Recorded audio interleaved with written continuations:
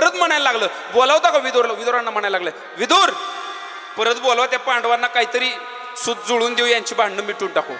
पण केलं मात्र आतापर्यंत कधीच चांगलं नाही. जेव्हा जेव्हा पांडवांना बोलावलं वाटोळच केलं, त्यांचं पण काही चांगलं केलं नाही. अर्थात त्यांनी ते वाटोळं मानलं नाही, तो भाग वेगळा. परमेश्वराची कृपाच मानली. विदुर म्हणू लागले, आता उशीर झालाय. भावाला समजून सांगत होते, दादा मी तुम्हाला काल बोललो होतो, थांबवा ते वस्त्रहरण, अजूनही वेळ गेली नाही. नसतील ऐकत तुमची मुलं तुमचं, तर ऐका, तुम्ही राजे आहात, आम्ही साक्षीदार आहोत. तुमच्या या दुर्योधनाला, दुःशासनाला आणि कर्णाला आणि शकुनीला तात्काळ जेलमध्ये टाका. सांगितलं होतं मी तुम्हाला. आता वेळ गेली का? आता अटळ आहे. ज्या दिवशी 13 वर्षाने पांडवांचा पाय हस्तिनापूरला लागेल, तेव्हा तुमचं एकही कार्ट जिवंत राहणार नाही. हे मी स्वतः विदुर सांगतो. मी त्रिकाल ज्ञानी आहे आणि ते तुमच्या कर्माची फळं आहेत. भोगा. आता निघून गेला तडतड. तिथं नाही, माझं नीट आहे का बरं का? महात्मा विदुर तिथं नाही थांबले. महात्मा विदुरांनी राज्याचाच त्याग केला.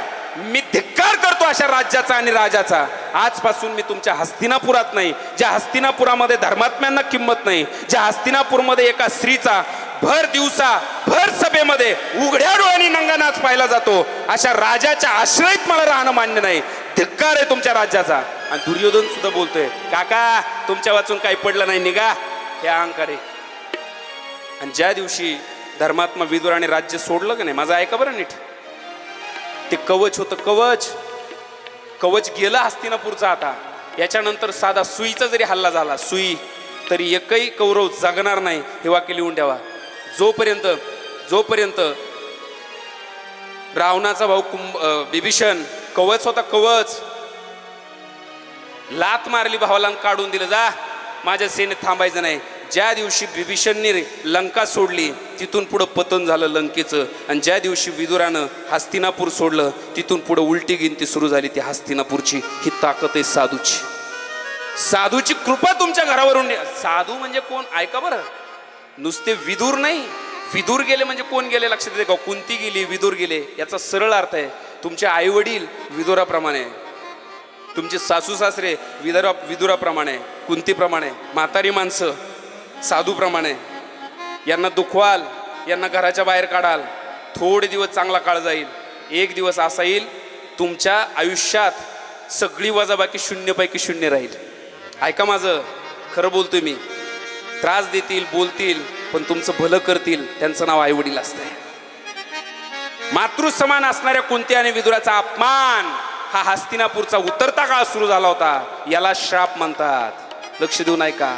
एक काल एका स्त्रीचा घेतला, आज एका स्त्रीचा घेतला. आज एक महात्मा तळतळून गेला. धृतराष्ट्राला दूषणं दिले, तुझ्या करणीचे फळं आता तुला भोगावे लागतील. सांगून सुद्धा तू आमचं ऐकलं नाही. मी आंधळा असं 17 वेळेला बोलून तू तुझ्या मुलाच्या चुकीच्या वागण्याला खतपाणी घातलं ना, आता परिणाम सुद्धा तूच भोगणार आहेस. सांगितलं, निघून गेले. घनघोर अरण्यामध्ये गेले. ऐका माझं, 1-2 लोक नव्हते अरण्यात जाणारे. अर्जुन, भीम, धर्मराज, नकुल, सहदेव, द्रौपदी, 6 जण. काही ज्यांना हस्तिनापूर आवडलं नाही, निर्णय आवडले नाही, ते सुद्धा काही काळ जंगलात होते. एवढ्या सगळ्यांकडे पाहून राजाला पहिला एक प्रश्न पडला होता, आता उदरनिर्वाह कसा करायचा. धर्मराजा चिंतेत आले, काय करावं. धौम्य नावाचे एक ब्राह्मण सोबत होते. ते गुरुदेव नाही बरं, ते धौम्य गुरुदेव वेगळे, हे धौम्य वेगळे. आपण एका नावाच्या आपल्या गावात 50 माणसं सापडतील. धौम्य नावाचे ब्राह्मण होते. सांगितलं याला एक पर्याय, जर कृष्ण तुमच्या पक्षात आहे आणि कृष्ण जर तुमची पूजा स्वीकारत असेल, नामस्मरण स्वीकारत असेल, तर भगवान सूर्यनारायण तुम्हाला टाळणार नाही. तुम्ही सूर्य उपासना करा, सूर्य आराधना करा, सूर्य नमस्कार करा, सूर्यासाठी अर्घ्य द्या. हा प्रयोग तुम्ही 1.25 महिना करा. आता शेवटी ब्राह्मण आहे, सगळं समजून सांगितलं. त्याप्रमाणे यांनी साधना केली. जपा कुसुम सकाशम काश्यपेयम महाद्युतिम तमोरीम सर्व पापग्नम प्रणतोस्मी दिवाकरम. दिवाकर, हे दिवाकरा प्रसन्न हो. सगळ्या पांडवांनी भगवान सूर्यनारायणाची साधना केली. भगवान सूर्यनारायण प्रसन्न झाले. काय पाहिजे, आम्ही जंगलात आहोत, खाण्यापिण्याचं कसं भागवायचं. देवाने एक थाळी दिली, ही घ्या थाळी, ही थाळी मी तुम्हाला देतो. ही थाळी जोपर्यंत तुमच्याकडे आहे खाण्याची अजिबात चिंता करायची नाही. फक्त हिचा एक नियम आहे, वाटेल तेवढी लोक जेवू घाला, ही थाळी जेवण पुरवेल तुम्हाला. पाची पक्वांनाचं जे मागेल ती देईल. अक्षय थाळी हिचं नाव आहे, मागेल ती देईल. पण सगळ्यांचं जेवण झाल्यावर थाळी धुवून ठेवली की त्याच्यानंतर परत दुसऱ्या दिवशी सूर्योदयापर्यंत ही थाळी अन्न देणार नाही, हे विसरू नका. पांडवांना आनंद झाला, साधू संत भेटू लागले. पण दुर्योधन साला जळका त्यानं काय केलं माहिती का कसबे बाबा, दुर्वासांना आमंत्रित केलं. आत्रीचे पुत्र दुर्वास, आत्रींला 3 मुलं, आत्रीन अनुसयाची 3 मुलं, एक चंद्र, एक दुर्वास आणि एक दत्त, आणि तिघांचे चेहरे एकत्र त्रिमुखी दत्त. माझं बोलणं नीट ऐका. दुर्वासा हे सगळ्यात रागिष्ट साधू, अंत पाहणारे साधू. तपश्चर्या जेवढी महान तेवढाच अंत पाहणारा महात्मा. योगायोगाने फिरत फिरत हस्तिनापूरला आले. हस्तिनापूरच्या जुन्या पूर्ववंशाची परंपरा माहीत असल्यामुळं वाटलं बा भेट द्यावी. हस्तिनापुरात गेले आणि या दुर्योधनाची भेट झाली. माझं बोलणं नीट ऐका. इतका चॅप्टर होता, त्यांना गोडगोड गोडगोड गोडगोड बोलून अडकून ठेवलं. थांबा, राहा, आज इंद्रप्रस्थाला जाऊ. आता हे यांनी बांधलेल्या नगऱ्या त्यांना दाखवतो. आता हे फिरवलं इकडं तिकडं आणि 1 महिनाभर पुरणपोळी कधी कधी असं महिनाभर खाल्लं ह्याचं अन्न. साधू असून सुद्धा साधूच्या बुद्धीवर परिणाम झाला. त्या हलकटाने काय मागणी केली माहिती का, प्रसन्न झालं, पाया पडल्या. म्हणले मी तुझ्यावर प्रसन्न आहे, माग काय मागायचं. म्हणले गुरुजी नक्की. म्हणले हो, तुझ्यासोबत महिनाभर एवढे माझे 60,000 शिष्य, बरं शिष्य थोडे नाही, 60,000 शिष्यांसहित तू आमची मेजवानी केली, जेव खाऊ घातलं, काय पाहिजे ते माग, पाहिजे ते देतो. म्हणले नाहीच म्हणणार नाही, जा. असं अडकवलं साधूला. म्हटले माझी एक इच्छा आहे. म्हणले काय. तुम्ही वनवासात जा, जिथं पांडव राहतात. पांडव वनवासात राहतात, त्यांची तशी पण खाण्यापिण्याची पंचायत असणार आहे. तुम्ही 60,000 शिष्यांसहित तिथं जा, त्याच्याकडे थांबा आणि त्याच्याकडे जेवण मागा, आणि जेवण जर नाही दिलं तर शाप द्या आणि त्याच्या कुळाचा क्षय करून टाका. बघा हालकट. काही माणसं असे पुण्य कमवायचं तर पाप कमवतात. बघ करावं काय. अहो चांगले साधू समोर आहे, दुसरं एखादं मागितलं असतं त्यांनी सांगितलं असतं आम्हाला अमर करा बुवा, किंवा आयुष्य वाढवा, दीर्घ आयुष्य द्या, तथाच तू म्हणले असते. काही माणसं, ज्ञानोबरांची एक ओवी आहे, बहुमृग जळ देखोनी डोळा, गिळिता अमृताचा गळाळा, तोडीला परिसू बांधिला गळा, का शुक्ती का लाभे. ते म्हणतात तोडला परसून बांधला गळा, म्हणजे काय, परिसण्यात तोडून फेकून दिला आणि दगड गळ्यात बांधला. काय मूर्ख आहे. तसं आशीर्वाद मागायचे सोडून दुसऱ्याचं वाईट मागितलं, मूर्ख आहे. यांचा नाईलाज झाला, भाकरी खाल्ल्या होत्या ना, आणि ध्यानात घ्या म्हणून काही माणसं बळच या राव जेवायला, या राव जेवायला. ती 2-3 वेळा जेव घालते ना, 3ऱ्या वेळा करा राव सई, तेवढं कर्ज काढायचं होतं. ह्याचं खाल्लं का नाही, बुद्धी पलटली. गेले पवित्र पांडवांना त्रास. जे भगवत भक्त आहे, महान भगवत भक्त, आणि कोणाच्या नादाला लागावं ह्याचा पण कधी कधी विचार केला पाहिजे. ऐका कोणाचं आहे, पण त्रास कोणाला देता तुम्ही. जो देवाचं सोडून दुसरं काही ज्याच्या डोक्यात नाही, तुम्ही त्याला त्रास देतात. 4 दिवस मजा वाटेल, 5वा दिवस हा तुमच्या साठी स्मशानातला असू शकतो. पांडवांकडे गेले आणि पांडवांना सांगितलं मला भूक लागली. आधारातिथ्य केलं. दुर्वास नाव ऐकलं ना की जुन्या काळापासून तर आतापर्यंत सगळ्यांना घाम फोडणारा महात्मा. बाकीचा कुणीच साधू आले का ते म्हणायचे या या या, यांचं नाव ऐकलं का हे धडकीच काय मागन, काय म्हणन, काय शाप देईल. शिव महात्मा नुसता शाप देणारच. पांडव म्हणले आता मोठी शिपर दे बा. बरं 60,000, आणि यांनी मागितलं काय, जे त्यांच्याकडे सहज शक्य नाही ते. नेमकं दुपार झाली होती, जेवण खावणं झाले होते, थाळी देऊन ठेवली होती. मग हे गेले आणि आम्हाला जेवणाची व्यवस्था करा. बरं नाही म्हणायचं उशीर का, शाप लगेच. तर काय करावं बा, पंचायतच पडली. सगळे टकमका एका तोंडाकडे पाहताय. धर्मराजा दमदार माणूस होता, माणसाकडे दम पाहिजे, दम, काहीतरी होईल, थांबा. आंघोळीला जाऊन दिले यांना. हे गंगेवर यमुनेवर आंघोळीला गेले. ते तिकडे आंघोळीला गेले. हे विचार करतायत काय करावं. बरं स्वयंपाकात कमी काय पडलं की नाव कोणाचं खराब, ते बिचाऱ्या माऊलीचं. ती द्रौपदीला सगळ्यात मोठं संकट आलं. म्हणले ह्यांना काय नाही, पण न शाप मलाच देऊ ह्यांना सोडून. द्रौपदी चिंतेत पडली. माझं बोलणं नीट ऐका बरं का. पाहुणा आल्यानंतर, पाहुणा जेवून जरी आला तरी बाई म्हणली पाहिजे जेवावं तुम्ही, लय भारी भाजी केली मी, जेवा तुम्ही. बस जेवलो मी. नाही तुम्ही 2 घास तर खाऊन पा माझ्या हातची. आहा, याला म्हणायचं उदार बरं का. नाही तर पाणी घेणार का आता, इथून सुरुवात म्हणल्यावर मरायचं का त्याने वड्यात जाऊन तिकडे. पाणी घेणार का, मग त्याला पाणी घेणार का विचारलं का तिथून पुढे त्याने अंदाज लावायचा वडापाव खाल्लेला कधी बी चांगलं. हा बघा माझं नीट आहे का बरं का, घ्या हो तुम्ही. आणि अजून 3 भाकरी आहेत बघा, आम्ही सगळे जेवलो तरी 3 भाकरी शिल्लक आहेत, तुम्ही खा. जिचं मन मोकळं का नाही, माझं खोटं सांगत नाही. थोडी भाकर टोपल्यात असू दे तरी तो आती तिला ढेकरच येतो बघ, काय असं कोणाच ठाऊक. जेवणाचं अजून एक सूत्र आहे, जेवणाबरोबर तितकं उदार भाव पाहिजे. 2-3 गोष्ट पाहिजे बाईकडं. एक तर ती उदार पाहिजे, दुसरी ती पाककलेत एकदम हुशार पाहिजे.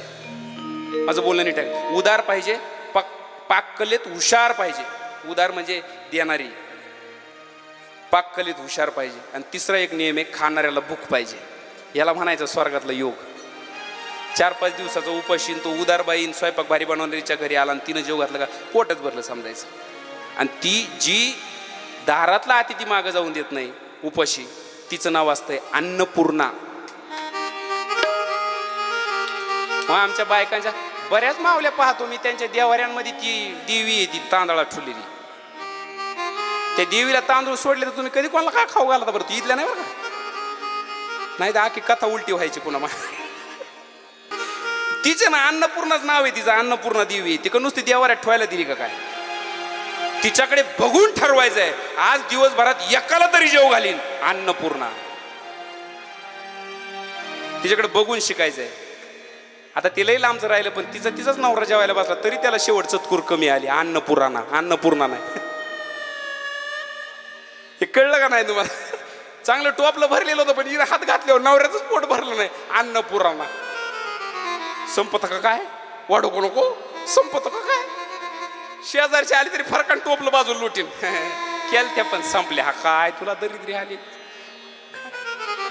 देऊन टाक ना, बिस्किट खा पण तुला आशीर्वाद भेटतील का नाही. माझं बोलणं नीट आहे का. द्रौपदी म्हणू लागली परमेश्वरा आता काय करावं रे, आणि रडायला लागली. कारण एवढ्या 10,000 सेनेला ना माझा नवरा ना अर्जुन ना पांडवापैकी कोणी नाही पुरं करू शकत जेवण, काय करू. डोळ्यात पाणी आणलं, द्वारकेच्या राजाला हाका मारायला सुरुवात केली.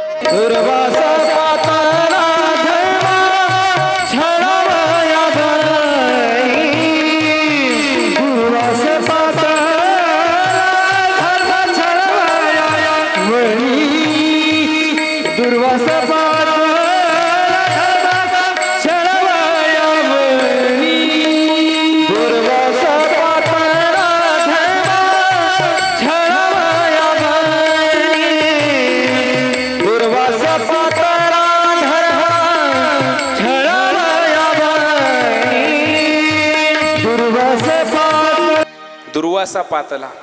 दुर्वास ऋषी आले कोणाला, पांडवांना छळायला. पण भगवान श्रीकृष्ण कैवारी झाले. इकडं द्रौपदीनं पांडवांना तळमळीनं आठवण केली देवाची, आणि देव तातडीने आले. आणि द्रौपदीला काय म्हणायला लागले माहिती का, देव आले. देव म्हणले अरे द्रौपदी कुठे, म्हटले ती समोर. द्रौपदीला काय म्हणले माहिती का, जेवायला वाढ. म्हणले हे बघा आगीतून निघायचं फुफुट्यात पडले. ही तर त्यांची चिंता, तू अजून जेवायला माग. म्हणले मला जिथं चिंता पडली. हा प्रश्न सोडवते. दुर्वासा 1 अन 2 नाही म्हटले, एवढे ऋषी 60,000. 5-25 बैलगाड्या नुसत्या भाकरी लागतील देवा, असं काय करतो म्हणले, काहीतरी व्यवस्था कर. देव म्हणले असं आहे का. देवाने अंतर्ज्ञानाने पाहिलं सगळं कपट आहे. देवाने विचार केला आता काय करावं. हे तिकडं आंघोळ करीत होते. ताटली आण म्हणले बाहेर, ताटली आण. अहो म्हणले पण मी धुवून ठेवली, तिला कशाला आणायचं आता, तू आणत बाहेर. देवाने बारीक नजर टाकली, त्याला तुळशीचं पान चिपकलेलं होतं एक. तुम्ही म्हणाल तुळशीच्या पानाचं काय कारण, स्वयंपाकात तुळशीच्या पानांचा वापर त्या काळात केला जायचा अन्नशुद्धीसाठी. एक पान चिपकलेलं होतं. 2 अर्थ सांगतो, दोन्ही भाव सांगतो. देवाने ते पान घेतलं, दातात घेतलं आणि चावलं असं आणि गिळलं आणि डेकर दिला. म्हणजे द्रौपदी आता बळ वाढलं तरी दुर्वासा जेवणार नाही, कारण मी या पानाने तृप्ती दिली का नाही तर ते पान मला पोहोचलं, मी तृप्त झालो की ब्रह्मांड तृप्त झालं. म्हणून ब्रह्मार्पणं ब्रह्महवीर ब्रह्माग्नो ब्रह्मणाहुतं ब्रह्मैव तेन गंतव्यम ब्रह्मकर्म समाधीना. म्हणून जेवायच्या अगोदर त्याला आपण अर्पण करत असतो. तुला पोहोचलं ना की मग आम्हाला पोहोचणारच. त्या अन्नाचा दोष लागत नाही खाऊन सुद्धा. म्हणून तो श्लोक म्हणायचा असतो. त्यालाच मराठीत घेतलेला आहे आपण. वदनी कवळ घेता नाम घ्या. नको ते म्हणणं म्हणलेलंच बरं नाही. तुम्ही पण उभ्या लाईनी सुरू करायचे असे. ऐका बरं का, ते ब्रह्मार्पण देवाला अर्पण केलं. इकडं दुर्वासांनी ढेकरं दिले. दुसरा एक अर्थ असा सांगितलेला आहे, सहदेवा जा त्यांना तिथं अन्नछत्र उभं कर, काही कमी पडणार नाही. तू त्या अन्नछत्रात जीव घाल. त्यांना पोटभर तिकडं जीव घातलं. असा पण एक भाव सांगितला. जिथं देव आहे तिथं काय कमी आहे. ते संकट टळलं. देवा तुझ्यामुळे संकट टळलं. चला पुढे, आपल्याला अजून बरंच पुढे जायचंय ना. दुर्वासांनी विचार केला. जेव्हा आल्यानंतर विचारलं जेवता का, नको म्हटले आता मला नाही जेवायचं. समोर कृष्णाला पाहिलं, तोंडचं पाणीच पळालं. म्हणले आता काय बोलायचं बा म्हणले. उलटा आशीर्वाद दिला आणि मग त्या अन्नाचा परिणाम निघून गेला आंघोळ स्नानानंतर गंगेतल्या. म्हणून गंगेतलं स्नान पाप काढून टाकत असतं बरं का. ते गंगेत स्नान केल्यामुळे बुद्धी जाग्यावर आली. मग कळलं दुर्योधनाने ते खाऊ घालून सगळी आपली बुद्धी नासवली होती. आणि मग यांना आशीर्वाद दिले, तुमच्या पाठीशी देव आहे, काही कमी पडणार नाही, विजय तुमचाच होणार आहे. आणि दुर्वास तिथून निघून गेले. हे साधूचा आशीर्वाद आहे. कान लावून ऐका, मस्तपैकी मन लावून ऐका, मनाच्या कानाने श्रवण करा. आणि मग तिथून पुढे व्यास महर्षींचं एक दिवस आगमन झालं. आणि व्यासांच्या येण्यानंतर व्यासांनी सांगितलं, अर्जुना तू तपश्चर्या करायला जा, कारण तुला पुढे शस्त्रास्त्र लागणार आहे आणि ते शस्त्रास्त्रच तुला जिंकवणार आहे. सगळ्यात अगोदर शंकराची यमधर्माची तपश्चर्या कर. एका विशिष्ट जागेवरती शंकराची तपश्चर्या सुरू केली. शंकराने अमोघ शस्त्र दिले. सांगितलं वापरताना शक्यतो या अश्वत्थाम्यावरच वापर. आणि दुसरं यमधर्माने काही शस्त्र दिले. म्हटले हे शस्त्र दुसरीकडे वापरू नको, हे शस्त्र कर्णावर वापर. कर्ण आणि अश्वत्थामा हे तुझ्या नाकी नऊ आणतील. पुढचा दृष्टिकोन बघा बरं का. आता युद्ध याच्यावरून सरळ आटळ होतं. व्यासांना पण ते कळून चुकलं होतं.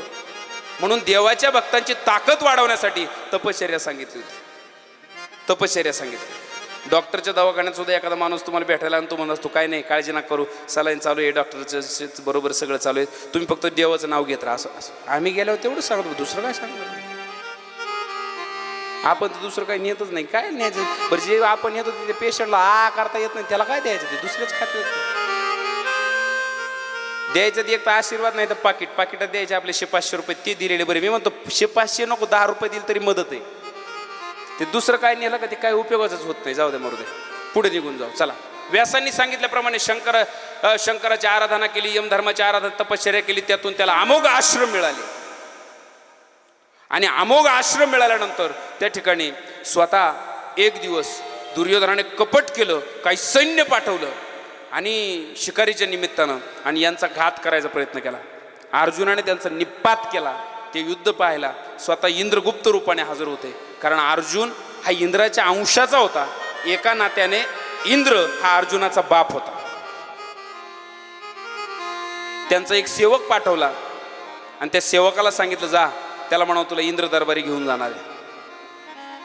पुढे बृहस्रवा नावाचे ऋषी आले. त्यांनी सांगितलं तू जा आणि मी यांना पण घेऊन जातो तीर्थयात्रेला. कोणाला? बाकीच्या 4 पांडवांना. आणि द्रौपदीला मी तीर्थयात्रा करून आणतो, तू आपला तुझ्या वडिलांबरोबर जा. मग यांना थेट इंद्र दरबारी रवानगी झाल्यानंतर तिथं गेल्यानंतर तिथं अनेक अप्सरा, तिलोत्तमा, उर्वशी अशा वेगवेगळ्या.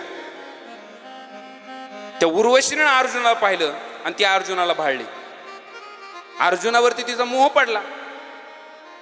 इंद्राच्याही ते लक्षात आलं, पण तू इंद्र दरबार आहे. इंद्र दरबाराची उर्वशी, देवांनी अपेक्षा करून सुद्धा जिला प्राप्त न होणारी, तिचं नाव उर्वशी. गाजलेलं नाव आहे बरं, रंभा आणि उर्वशी.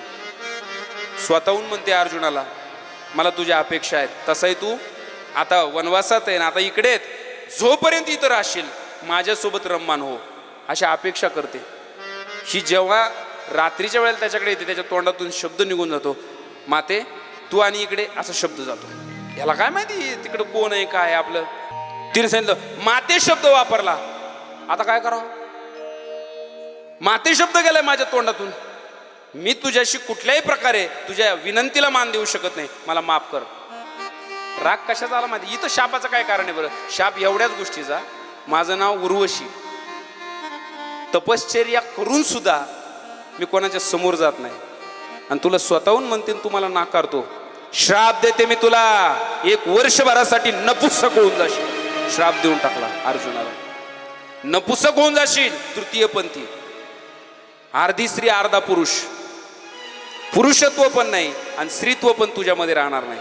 श्राप देऊन टाकला. अर्जुन रागावण्याच्या अगोदर इंद्र हजर आहे. अर्जुना रागवू नकोस. हाच श्राप तुला मत्स्य देशात विराट राजाच्या नगरीमध्ये वरदान ठरेल. कारण तुला श्री अंतपुरात काम करायचं आहे. हे सर्व त्याच्या लक्षात आणून दिलं. मग कळलं की हे सगळा रचलेला खेळ आहे. अर्जुन शांत झाला. इकडे रुद्रश्रवा ऋषींनी धर्मराजाशी बोलता बोलता विषय काढला. राजा, तुमचं सर्व दुःख ऐकलं, पण खरं बोलू का, नल दमयंती यांच्या दुःखासमोर तुमचं दुःख शून्य आहे. आणि मग त्या बृहश्रवा नावाच्या ऋषीनं नलदमयंतीची कथा सांगितली. ती कमीत कमी 3 दिवस चालते. आपल्याला त्या कथेकडे जायचं नाही.